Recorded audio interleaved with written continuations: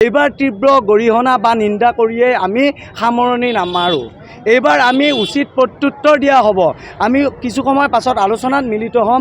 মিলিত হোৱাৰ পিছত আমি আপোনালোকক স্পষ্ট কৰাই দিম আমাৰ স্থিতি, আৰু আমি এটা সিদ্ধান্তটো যে চিয়'ৰ যে আমি 1 ইঞ্চি শ্বিলঙৰ মানুহ বা শ্বিলঙৰ গাড়ী খানাপাৰাৰ পৰা গুৱাহাটীৰ অভিমুখে আহিব নিদিওঁ, আৰু আমাৰ গাড়ী কোনো এখনো গাড়ী শ্বিলং যাব নোৱাৰে। লাগিলে সেইখন গাড়ী বেলেগৰে হওক কিয়, যিয়েই লৈ নাহক কিয়, অত্যাৱশ্যকীয় যিমান সামগ্ৰী আছে সেই সামগ্ৰীখিনি আমি ইয়াত বন্ধ কৰি দিম। কাৰণ তেওঁলোকে তেতিয়া বুজি পাব যে অৰ্থনীতি কাক কয়। দেশ এখন, ৰাজ্য এখন চলিবলৈ অৰ্থনীতিৰ খুব দৰকাৰ হয়। আৰু আমি যদি দেখা পাওঁ অসমৰ যিবিলাক গাড়ী আছে, অসমৰ গাড়ীখিনিয়ে তাত ইন্ধন তাৰ পৰা ক্ৰয় কৰে, তাৰ হোটেলত আমি খাওঁ, তাত আমি বিভিন্ন ধৰণৰ পাৰ্কিং দিওঁ। এই অৰ্থনীতিৰ যিটো CGST বুলি কয়, CGSTটো তেওঁলোকৰ গভৰ্ণমেণ্টে পায়। তো আমাক সন্মানহে কৰিব লাগিছিল। তেওঁলোকৰ ৰাজভঁৰাল আমি টনকিয়াল কৰি ৰাখি আছোঁ। দৈনিকভাৱে যদি আমি চাব যাওঁ 2000 গাড়ী সদায় শ্বিলঙলৈ যায়। তো এই 2000 গাড়ী যদি 6 দিনৰ কাৰণে বন্ধ হয়, তেওঁলোকে গম পাব যে অৰ্থনীতিৰ হাড়ডাল কিমান দুৰ্বল হয়। আৰু আমি বহি নাথাকোঁ। আমাৰ স্পষ্ট কথা, আমাৰ যিসকল চালক আৰু পৰ্যটক এতিয়ালৈকে তাত বন্দী হৈ আছে, হোটেলত লুকাই থাকিবলগীয়া হৈছে, তাৰ দায়িত্ব কনৰাড চাংমাই লওক। আমাৰ টুৰিজম মিনিষ্টাৰ, আমাৰ নেডাৰ আহ্বায়ক মাননীয় মুখ্যমন্ত্ৰী হিমন্ত বিশ্ব শৰ্মা ডাঙৰীয়াই শীঘ্ৰেই কথা পাতক। কথা পাতি তেওঁলোকৰ খোৱা লোৱা আৰু অহাৰ সুব্যৱস্থা কৰক। কিন্তু আমি ঠাণ্ডা হৈ আছোঁ, তাৰ অৰ্থ এইটো নহয় যে সদায় আমি ঠাণ্ডা হৈ থাকিম। আমি ইয়াৰ পৰাই সকীয়াই দিব বিচাৰিছোঁ যে আমি মানুহৰ ৰাজহাড় ভাঙিব কিন্তু অসমীয়াই জানে।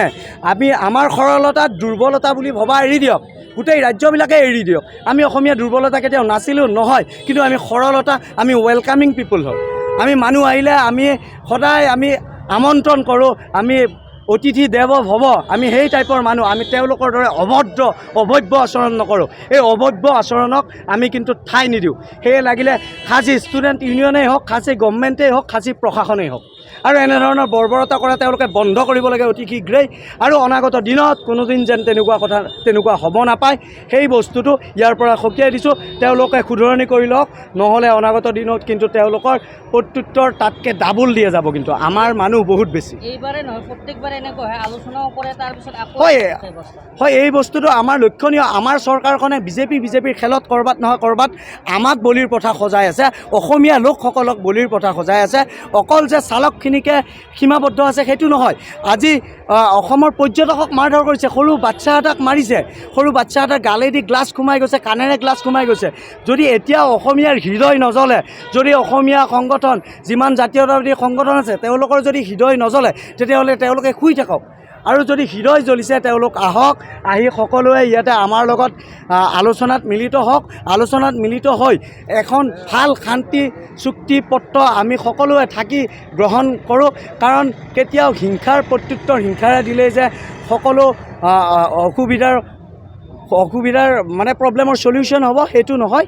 সেয়েহে মই আহ্বান কৰোঁ যে অসমৰ যিমান সংগঠন আছে সকলোৱে আহিব লাগে, সকলোৱে আমাৰ লগত আলোচনাত মিলিত হ'ব লাগে, আৰু আমি এটা ভাল সুশৃংখলাভাৱে শান্তিপূৰ্ণ এখন চুক্তি গঠন কৰোঁ। যেহেতু তাতে ছাত্ৰ আন্দোলনৰ ক্ষেত্ৰত এনেকুৱা হ'ল, অসমৰ ছাত্ৰ সংগঠনসকলে কেনেধৰণৰ ব্যৱস্থা লোৱাটো হয়, এতিয়ালৈকে তেওঁলোকে কি কৰিছে আমি গম পোৱা নাই। আমি কথা পাতিম, আছুৰ লগতো কথা পাতোঁ, আমি বীৰলাচিত সেনা হওক, অসমীয়া যুৱ মঞ্চ হওক, যিমান আমাৰ জাতীয় সংগঠন আছে, আমি তেওঁলোকৰ লগত কথা পাতোঁ। আৰু আচলতে যদি আজি জাতীয় সংগঠনবিলাকে যদি এই ক্ষেত্ৰত মাত নামাতে, তেতিয়াহ'লে অনাগত দিনত কিন্তু আমাৰ কঁকালৰ ৰাজহাড়ডাল কঁকালৰ ৰাজহাড়ডাল থিয় হৈ নাথাকিব। আমি জীয়াই থকাৰ অসুবিধা হ'ব।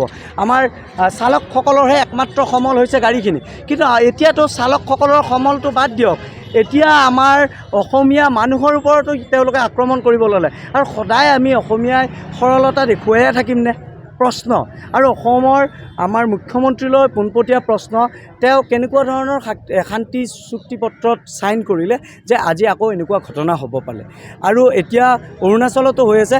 তো ইয়াৰ পৰাই সকলো অসমীয়া মানুহে শিকিব লাগে যে এনেধৰণৰ ঘটনা যদি ঘটি থাকে, তেতিয়াহ'লে এটা ষ্ট্ৰং কিবা এটা কৰিব লাগে। আৰু নহ'লে যেনেকৈ অৰুণাচলত ILPৰ ব্যৱস্থা আছে, আমাকো ILPৰ ব্যৱস্থাটো দিব লাগে। তেতিয়াহ'লে আমিও এটা শক্তিশালী হৈ উঠিব পাৰিম, আমাৰ অসমখন, অসমীয়া জাতিটো। আৰু শেষত এটাই কথা কওঁ, অসমীয়া মানুহ সদায় একগোট হৈ আছিল, অসমীয়া মানুহ একগোট হৈ থাকিব। আজি অসমীয়াই সহযোগ কৰিছে বাবেই আজি বন্ধ হৈ আছে গাড়ী, আৰু যদি অসমীয়াই সহযোগ নকৰিলে হয়, বন্ধ নহ'লে হয়। মই সংবাদ মাধ্যমকো মই অনুগ্ৰহ কৰি এটা বস্তু কৰজোৰে তেওঁলোকক আহ্বান জনাম যে বাতৰিবিলাক ধুনীয়াকৈ তেওঁলোকে পৰিৱেশন কৰক। কোনো ধৰণৰ ৰাজনৈতিক নেতাৰ প্ৰলোভনত পৰি তেওঁলোকে যেন বাতৰিখিনি অকণমান ইফাল সিফাল কৰি নবজায়, গ্ৰাউণ্ড জিৰ' ৰিয়েলিটিটো বজাওক। মই সংবাদ মাধ্যমক মই তাকেই আহ্বান কৰিছোঁ।